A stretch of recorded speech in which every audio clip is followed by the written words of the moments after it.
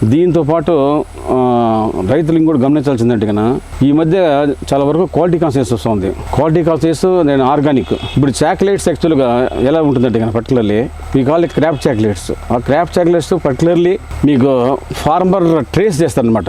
ఈ ఫామ్ నుంచి ఈ చాక్లెట్ ఉందని చెప్పి. ఎందుకంటే పర్టికులర్ ఈచ్ ఫామ్లో మీకు ఇక్కడ చూసాం కదా, ఇక్కడ కూడా ఫార్మ్ లెవెల్లో ప్రొడక్టివిటీ వేరియేషన్ ఉంది, ఫార్మ్ లెవెల్ క్వాలిటీ కూడా వేరియేషన్ వస్తుంది.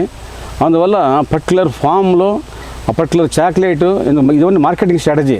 సో వాటిని మనం క్రాప్ చాక్లెట్స్ అంటాం అన్నమాట. ఆ crop chocolates particular farm originate ఏ ఫామ్ నుంచి వచ్చింది, ఏ ఫార్మ్ కూడా మీరు మెన్షన్ చేసినట్లేదు కన్నా అప్పుడు ఏమవుతుంది, మీకు డిఫరెంట్ ఛానల్స్ ఆఫ్ ప్రొడక్షన్ వస్తుంది, డిఫరెంట్ ఛానల్స్ ఆఫ్ మార్కెటింగ్ వస్తుంది. అలాంటప్పుడు తక్కువ నెంబర్ 1 అవుతుంది. దీంతోపాటు ఈ రాబోయే రోజుల్లో ఈ కెమికల్స్ ఎంత సాధ్యమైన అంతవరకు తగ్గించిన అవసరం ఎంతైనా ఉంది. ఇప్పుడు రైతులకు ఒకటి వచ్చేసి ప్రొడక్షన్, సెకండ్ మార్కెటింగ్, ఆ తర్వాత ఇన్పుట్ కాస్ట్ తగ్గించాలి. ఈరోజు లేబర్ కాస్ట్ బాగా పెరిగిపోయింది, ఫెర్టిలైజర్ కాస్ట్ బాగా పెరిగిపోయింది.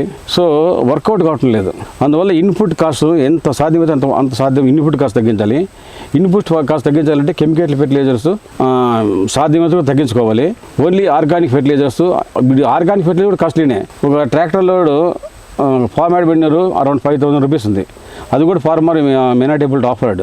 సో ఫార్మ్ లెవెల్లో ఉన్నటువంటి ఆర్గానిక్ వేస్ట్, ఆ ఆర్గానిక్ వేస్ట్ అన్నీ కన్వర్ట్ చేసి ఏదైనా వర్మీ కంపోస్ట్ కావచ్చు, ఇన్సిటు కంపోస్టింగ్, వాటి నుంచినే డెవలప్ చేసుకొని ఇన్పుట్ కాస్ట్ తగ్గించుకునేసి ప్రొడక్షన్ పెంచుకుంటే లాభదాయకంగా ఉంటుంది.